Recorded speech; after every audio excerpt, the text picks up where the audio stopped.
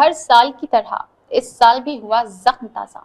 بابری مسجد کے اندر 1949 میں مورتیاں رکھی گئی، پھر مسجد میں تالا لگایا گیا، نماز پڑھنے پر پابندی عائد کی گئی، مقدمہ چلتا رہا، عدالت میں دلائل پیش ہوتے رہے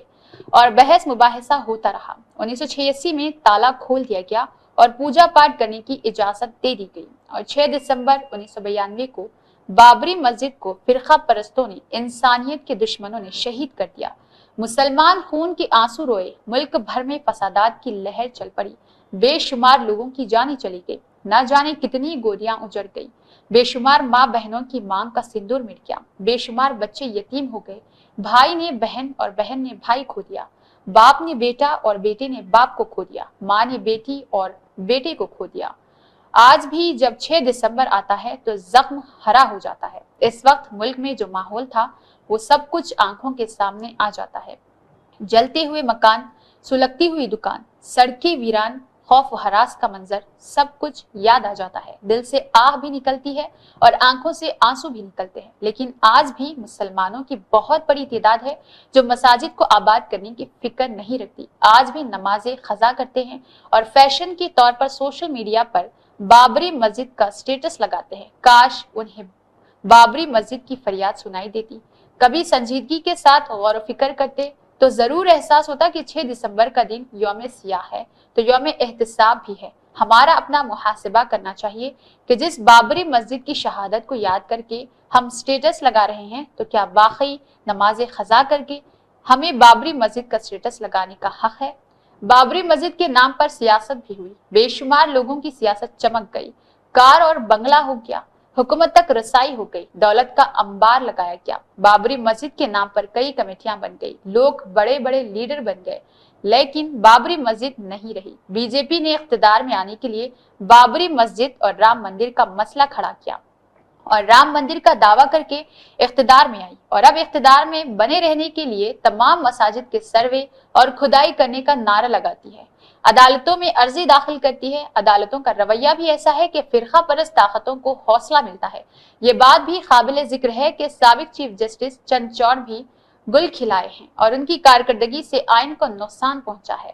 جمہوریت کے دامن پر بدنما داغ لگا ہے۔ انہوں نے ہی 3 ججوں کی بنچ کی سربراہی کرتے ہوئے 2022 میں گیان واپی جامع مسجد کیس کی سنوائی کے دوران ایک اہم رولنگ دیتے ہوئے کہا تھا کہ یہ صحیح ہے کہ تحفظ مذہبی مقامات ایکٹ 1991 کی رو سے جو مذہبی مقامات 15 اگست 1947 کو جس طرح کا تھا ویسا ہی رہے گا، مگر اس کی تاریخی نوعیت جاننے کا حق حاصل ہے، لہٰذا سروے پر روک نہیں لگائی جا سکتی اور نچلی عدالت کا سروے کا فیصلہ درست ہے۔ دراصل اسی نظیر کا فائدہ اٹھا کر نچلی عدالتیں اس طرح کا آرڈر پاس کرتی ہے جس کی وجہ سے ملک میں گنگا جمنی تہذیب کا تانا بانا بکھر گیا ہے۔ اب ضروری ہے کہ سپریم کورٹ واضح طور پر یہ حکم صادر کرے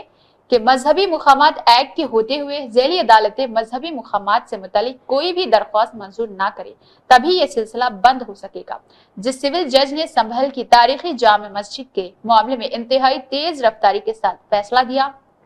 اور جس کے نتیجے میں حالات خراب ہوئے اور جانیں چلی گئی، ہائی کورٹ اور سپریم کورٹ کو اسے فوری طور پر معطل کر جواب طلب کرنا چاہیے، کیونکہ مسلمانوں کے صبر کا پیمانہ دھیرے دھیرے لبریز ہوتا گیا ہے اور اب وہ نہ تو کسی بھی مذہبی عبادت گاہ کو کھونے کے لیے تیار ہے اور نہ ہی ذلت کی زندگی گزارنے کو۔ ذیلی عدالتوں کے ججوں کے طرز عمل اور سنبھل میں جو کچھ ہوا، اس پر جہاں بہت سے علماء، صحافی، دانشور نے رد عمل ظاہر کیا، وہیں ریڈ کے فیضان صاحب کا دلائل و ثبوت سے لبریز رد عمل سامنے آیا اور راقم الحرف نے شکریہ کے ساتھ موصوف کے رد عمل کا کچھ حصہ اپنے مضمون اور اس میں شامل کیا ہے۔ موصوف نے اپنے رد عمل میں یہ بھی کہا ہے کہ موجودہ سارے مسائل سیاسی ہے۔ یہ بات راقم الحرف میں بار بار تحریر کر چکا ہے کہ یہ سارے مسائل سیاسی ہے اور سیاست سے ہی حل ہوگا۔ یہ کتنے افسوس کی بات ہے کہ کہا جاتا ہے کہ اس ملک میں مسلمانوں کی تعداد 20 کروڑ ہے، 25 کروڑ ہے، مگر پھر بھی مسلمانوں کا کوئی سیاسی قائد نہیں۔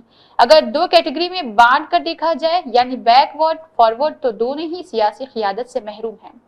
ایک بات اور ہے کہ فارورڈ مسلمانوں کے اندر بہت حد تک سیاسی شعور ہے، لیکن بیک ورڈ مسلمانوں تو اس سے بھی زیادہ محروم ہیں۔ اس لیے مسلمانوں کے تعلق سے جب بھی کوئی مسئلہ درپیش آتا ہے تو کوئی سیاسی قید نہیں ہوتا، اور یہ بات کچھ علماء کرام، کچھ صحافی حضرات اور کچھ دانشور طبقے کو احساس ہے، لیکن اجتماعی طور پر احساس نہیں ہے، جبکہ یہ احساس آل انڈیا مسلم پرسنل لا بورڈ اور جمعیت علماء ہند کو ہونا چاہیے، مگر اس میں ایک تنظیم کو تو ذرہ برابر احساس نہیں ہے، اور دوسری تنظیم مسلم سیاسی قیادت کی سخت مخالف ہے، اور یہ تنظیم خود کو غیر سیاسی بھی کہتی ہے اور انتخابات میں نام نہاد سیکولر پارٹیوں کی حمایت بھی کرتی ہے، یعنی گڑ کھاتی ہے اور کہتی ہے کہ ہمیں غلغلہ بالکل پسند نہیں۔ آج اتنا سب کچھ ہونے کے بعد بھی سیاسی پلیٹ فارم تشکیل دینے کی فکر نہیں، بس عدالت کا دروازہ کھٹکھٹانا اور ریلیف کا سامان تقسیم کرنا مسئلے کا حل سمجھتی ہے، اور کھل کر سیاست کرنے کو جو آج بھی شجر ممنوع مانتی ہے، اب بتائے کہاں سے اور کیسے مسلمانوں کے مسائل حل ہو جائیں گے۔ دوسری بات، ہر سال 6 دسمبر آتا ہے اور زخم ہرا ہو جاتا ہے۔ بابری مسجد کی شہادت کے 32 سال گزر گئے، مگر آج بھی ہم اسی راہ پر چل رہے کہ حالات سازگار ہے تو مسلکی مسجد اور حالات ناخوشگوار ہے تو مسلمانوں کی مسجد، اور آج بھی مسلکی شدت پسندی اور قدر زور پکڑ رہی ہے۔ کبھی کبھی اندیشہ ہوتا ہے کہ مستقبل میں علیہ الصلوۃ اور اس کے علاوہ بھی کئی فلاں بن فلاں کا لفظ نہ پڑھایا جائے، کیونکہ آج بھی بڑی تعداد میں ایسے لوگ ہیں جو مسجدوں میں مسلک کی بنیاد پر داخل ہوتے ہیں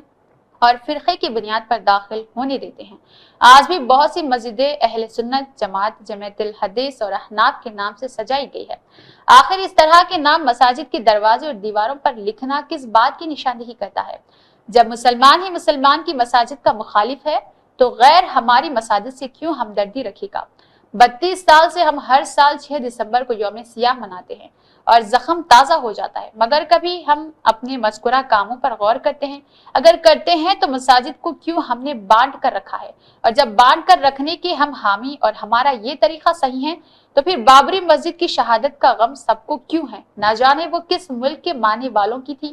خدارا اب سے ہوش کی ناخن لے اور مسلکی شدت پسندی سے پرہیز کرے، ورنہ اب تو لائن لگی ہوئی ہے۔ ہر ہفتے میں کسی نہ کسی مسجد پر دعویٰ ٹھوکا جا رہا اور سروے کھدائی کا مطالبہ کیا گیا ہے۔ تحریر جاوید اختری، بھارتی ہے۔